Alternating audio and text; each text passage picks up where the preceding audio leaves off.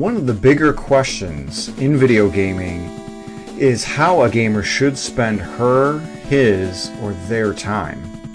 As we get older, because this definitely applies to me, this type of question has merit all the more.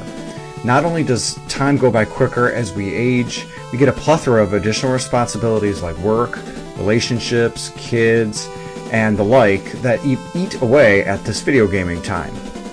I, however, am a firm believer that if you want to do something in life, you make the time to do it.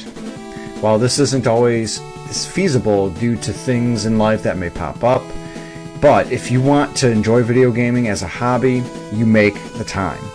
It's that simple. Set it as a secondary or even tertiary priority, daily, weekly, monthly, and you can do so. You can get it done. This time you may set up may only be 1 hour a day or even a week because of these additional responsibilities.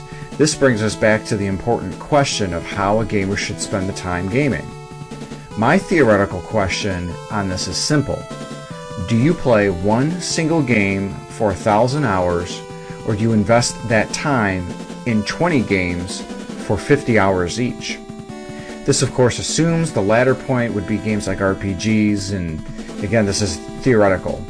I'll explore this not only in my own habits, but with my friends and gaming buddies. Again, being old, I grew up playing the NES and the SNES. While the games on these systems were simple in context, because these were all that we had, we often played them over and over again. These games got the moniker NES Hard for a reason. Examples such as Ninja Gaiden and Battletoads require multiple playthroughs to get good, ultimately increasing replay value and thus hours invested. RPGs back then could even span the 10 to 20 hour mark, especially once we got into the SNES era. My teen years saw me get into Nintendo 64 and PS1 games, so the amount of games decreased, but the length of them increased. This all changed, however, once I got into my late teens and 20s, especially with a game called Super Smash Bros. Melee. Releasing for the GameCube late in 2001, me and my buddies logged thousands of hours playing this, often going back to it up until Smash Bros. Brawl came out early in 2008 for the Wii. I played some PS2 games during this time, but I often invested a lot of my time into single titles even here. Examples include getting everything in Final Fantasies X and XII, Kingdom Hearts 1 and 2, and 4-barring all the songs in Amplitude. This trend continued when I had the PS3 and Xbox 360, as I spent hours upon hours playing Rock Band and Halo. Upon retrospect, I believe this was more a product of my age, as by far the most I was social in my life was my 20s. This is the age in general where our friends become our family, and if we're lucky, our family becomes our friends. Due to the higher amount of social interaction, I focused on more socially viable games. The bad thing about this is that I missed so many good gems in these two generations. I pretty much played most of the first-party Nintendo games for the GameCube, like Metroid, Mario, F-Zero, Zelda, and the like, but I never played Resident Evil 4, which is known to be one of the best video games ever made. I also hadn't played Beautiful Joe, Skies of Arcadia, Paper Mario Thousand Year Door, and it even gets worse with the PS3, as I missed The Last of Us, the Uncharted series, and the entirety of Mass Effect. Being that I'm old, I had my midlife crisis a few years ago, except in video game form. I would never trade the memories and experiences that I had with my friends, but I realized all of the games that I missed out on. In the past few years, especially with the pandemic, I played through to completion at least 30 games each year because of this. I experienced masterpieces such as Persona 5, the action movie turned video game series Uncharted, the entirety of the Dragon Quest and Ys series, and a plethora of awesome indie games. My preference for putting hours and hours into multiplayer games with friends and replaying comfort food games over and over again, like Super Mario and Final Fantasy, had changed. I learned to embrace new games and perhaps others that I haven't tried. I've moved from one spectrum that a few of my friends are on to another that some other friends are at. My buddy Runjin Run, who I went to too many games with this year, is one who plays a game until he beats it, then he moves on to the next game. He rarely plays the same game for a second time. The negative is that it leaves him with a really large video game collection, but the positive is that it leaves him with a really large video game collection.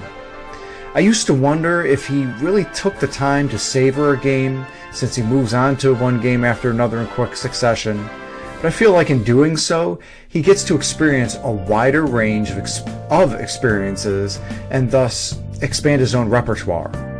Another buddy of mine, Sithrall, is sort of like this, though he has no qualms investing hundreds of hours into a single game, such as Diablo 2 or Elden Ring. Another friend, Vash the Hillbilly, is similar to Sithrall, though Vash's tastes are quite a bit more discerning. On the other end of the spectrum is my buddy Jason the 13th. He invests thousands of hours into two series, Pokemon and Fortnite. Pokemon is something Jason's always played since it first came out, and he usually keeps playing a game until he gets every single Pokemon that's possible, including variants such as Shinies.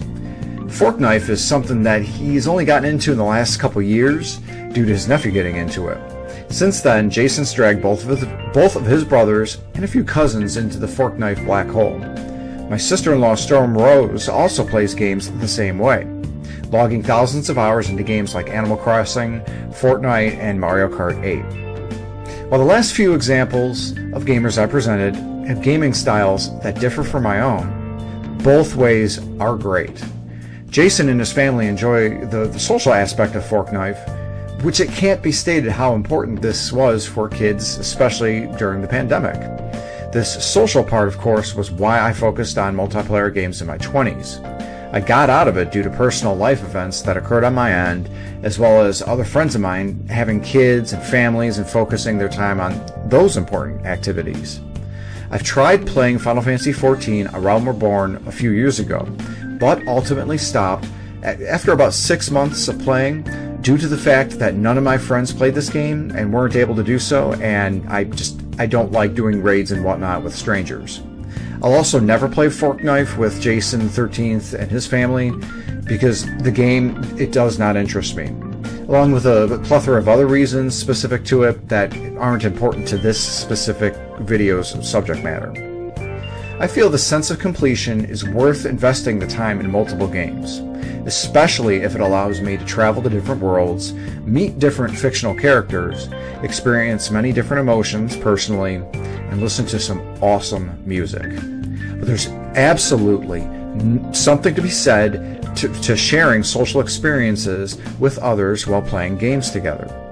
So going back to my main point, I'll have to ask you what your gaming preference is. Do you prefer 1,000 hours or more on a single game? Either diving as deep into a world like the Lands Between, or partying up with your friends to socialize and shoot enemies from afar? Or do you find yourself spending that 1,000 hours into many different titles, such as 100 indies, or 30 Assassin's Creed games, or 20 RPGs, or 4 Trails of Cold Steels? Let me know what you think in the comments section, because I'd really like to know, and I'm always interested to hear what people's different playstyles are. Please give this video a like, subscribe for more content, ring that bell for notifications, and thank you again for watching. Have a great day.